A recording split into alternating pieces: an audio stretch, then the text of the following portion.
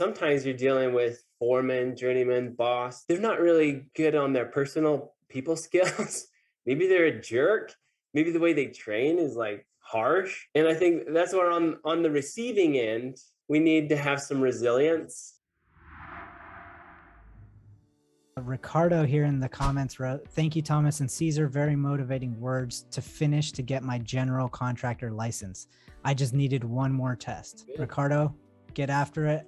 You're right there. The summit is near and it's glorious. It's always glorious at the top. Can I make another comment as we talk about training people and Definitely. in that process? So I've explained what I feel is the ideal process, but the reality in a lot of construction settings is that you're being trained by someone who doesn't know that 4-step process, or what if they even do, but they're too busy to go through it. And sometimes you're dealing with foreman, journeyman, boss. They're not really good on their personal people skills.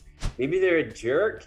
Maybe the way they train is like harsh. And I think that's where on the receiving end, we need to have some resilience and be able to keep the eye on the prize and be like, well, right now I hate where I'm working because I'm having a hard time getting along with the foreman, the boss, and I don't like the atmosphere. But that doesn't mean it's worth throwing the whole thing out, right? As a mentor, I would say like the prize, keep that value in your mind as you're working through some of the hard parts, because there are. And on the other hand, it's like, if you don't like the way that you're being trained or the way that you were trained. And for me, like going through the process of apprenticeship, the hands-on, the day-to-day work, it wasn't as much about like the guys I worked for were a jerk. I was pretty lucky to have some cool employers, you know, but more often it was like, we're too busy to really take the time to explain, demonstrate, and guide you. So just do this, right? And you have no idea, like, what is that? How do I do that? If I try and ask questions, like, I'm sorry, I don't have time, figure it out. There's a lot of tradesmen that have to learn that way, where it's like, just go figure it out. If you don't like the way that you were trained, and I didn't like that, you know, because of course, like if you mess something up, why'd you do that? I was like, well, I wasn't taught right.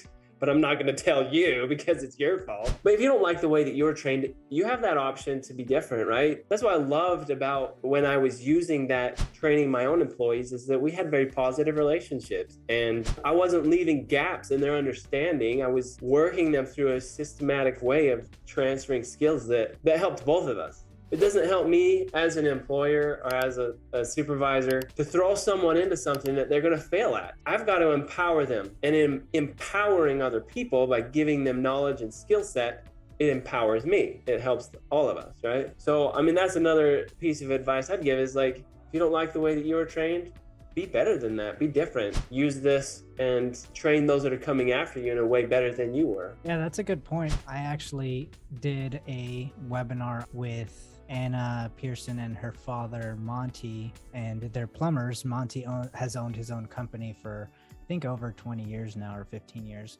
long time. We were talking about mentorship as well, and how he's having a hard time getting people, younger people, interested in working in the plumbing trade. But he brought up a good point. He said he didn't know how to get them interested in it, or like how to encourage them properly. He said back in the day, the encouragement was very different, maybe a little more harsh, kind of like what you're talking about. And he says he's had a hard time adjusting to the new way people like to be encouraged in the workplace. And he thought it would be a great idea to almost teach people who should be in the mentorship role how to be a better mentor, you know? So that was an interesting idea that he had brought up. And I don't know too many people like talking about that either, because there's all these super skilled tradespeople in a leadership role, but they don't know how to teach. You know, it's kind of like if you think about even in basketball, right? Some of the best coaches weren't basketball players. Like Michael Jordan was actually a horrible coach. Not everyone is really in tune to teach and transfer that skill set, like you mentioned. So I think there's some room for even educating potential educators. And teaching, mentoring, it is a different skill set. And I think there is that generation gap where 30, 40 years ago, yeah, it was harsh. You just yell at each other and break each other down. But I think this generation's, I don't want to call them soft, but it's like we're just not into that harsh, critical, unkind side, you know? And honestly, I don't think it's necessary. I don't think there's really a place for it. You can teach someone in a kind way. You can like work through that transfer of a skill set without belittling someone. You really can. And that might go back to like deep down, like, was there a lack of self-confidence in the teacher if you have to belittle other people in order to make yourself feel better because now you're dumb and I'm smart? I think that's something you need to surrender and be like, okay, I'm not even going to be perfect. I don't even need to put on a show that I am. Let's just work through this and I'll transfer what I know without harshness or cruelty. So